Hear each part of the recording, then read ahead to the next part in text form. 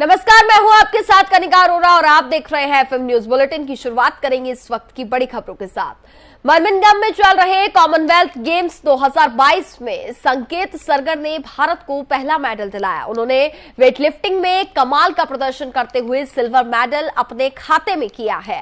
संकेत चोटिल होने की वजह से गोल्ड मेडल से चूक गए। बर्मिंघम में चल रहे कॉमनवेल्थ गेम्स में भारत का खाता खुल चुका है।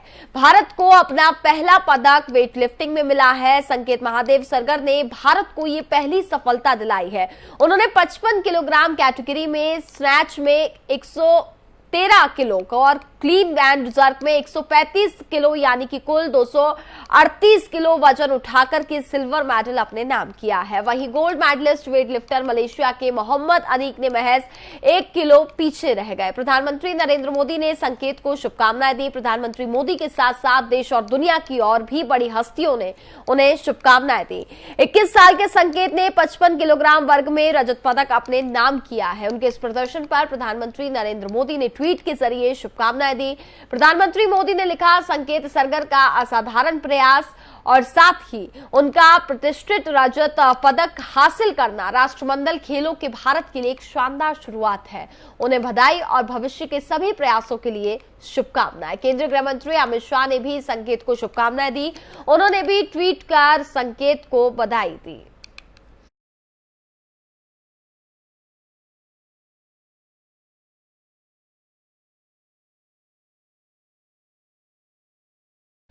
उदयपुर हत्याकांड समेत देश में हाल ही में हुई बर्बर वारदातों और आतंकी गतिविधियों पर एनएसए अजीत डोभाल ने बयान दिया है। एनएसए अजीत डोभाल ने कहा कि हम सब एक जहाज में हैं, डूबेंगे साथ में और बेड़ा पार भी एक साथ में होगा। उन्होंने कहा कि हर भारतीय के मन में विश्वास करें कि वो यहाँ महफूज हैं और किसी पर भी बात आएगी तो सारे उसके लिए खड़े हो जाएंगे। उन्होंने आगे क्या कुछ कहा आपको सुनाते हैं। के साथ में मेरा काफ़ी दिनों से काफ़ी लोगों से निजी परिचय भी है, तो उन सब का भी मैं बहुत शुक्रगुजार हूँ। मौलाना शेख असगर अली साहब, इमाम उमर इलियास साहब, सैयद अब्दुल कादिर कादरी वहीद पाशा साहब, आचार्य लोकेश मुनि जी, परमजीत सिंह जी, मंजीत सिंह जी, महामंडलेश्वर श्री प्रज्ञानंद जी, महामंडलेश्वर श्री प्रज्ञानंद जी, क्षमा कीजिएगा, स्वामी चक्रपाणी जी, फादर डॉक्टर एमजी थॉमस साहब।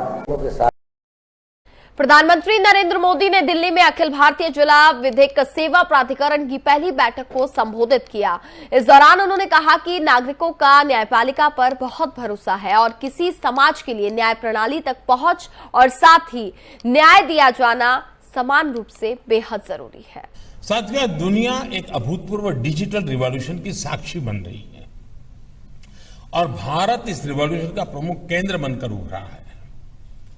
कुछ साल पहले देश जब भीम यूपीआई और डिजिटल पेमेंट्स की शुरुआत कर रहा था तो कुछ लोगों को लगता था कि ये छोटे से क्षेत्र तक सीमित रहेगा, लेकिन आज हम गांव-गांव में डिजिटल पेमेंट होते देख रहे हैं। आज पूरी दुनिया में जितने रियल टाइम डिजिटल पेमेंट्स हो रहे हैं उसमें दुनिया में उसमें 40% अकेले भारत में हो रहे हैं।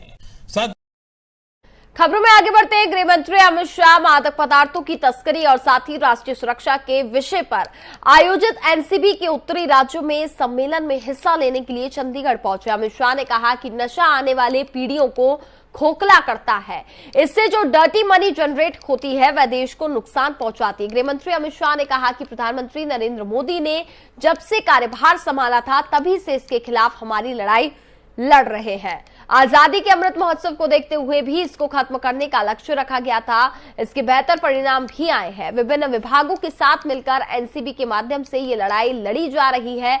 सम्मेलन में पंजाब के राज्यपाल और चंडीगढ़ के प्रशासक बनवारी लाल पुरोहित, पंजाब के मुख्यमंत्री भगवंत मान, हरियाणा के सीएम मनोहर लाल, जम्मू कश्मीर के उपराज्यपाल मनोज सिन्हा, हिमाचल प्रदेश के स्वास्थ्य मंत्री राजीव सैजल भी मौजूद रहे। एक प्रकार का धन जनरेट होता है जिसको देश के खिलाफ उपयोग किया जाता है, उसको भी रोकना हमारे देश की सुरक्षा के लिए इतना ही महत्वपूर्ण है। इसलिए जब से 2014 से श्री नरेंद्र मोदी जी देश के प्रधानमंत्री बने, तब से भारत सरकार ने ड्रग के खिलाफ जीरो टॉलरेंस की नीति को अपनाया और धीरे धीरे सही एक प्रकार। बिहार के कई स्कूल में शुक्रवार को छुट्टी देने पर केंद्रीय मंत्री गिरिराज सिंह ने प्रतिक्रिया दी है। उन्होंने क्या कुछ कहा, आपको सुनाते हैं। देखिए, मैं इसे इस रूप में देखता हूं कि देश के अंदर ये उत्तर प्रदेश में पहले आई थी बातें, फिर बिहार में आई। कानून का राज होना चाहिए। कानून ने बरसों से, आजादी के समय से ही हम रविवार को स्कूलों में, ऑफिसों में छुट्टी मनाते हैं। ये शुक्रवार को ये कहना, मैं समझता हूं कि ये उचित नहीं है।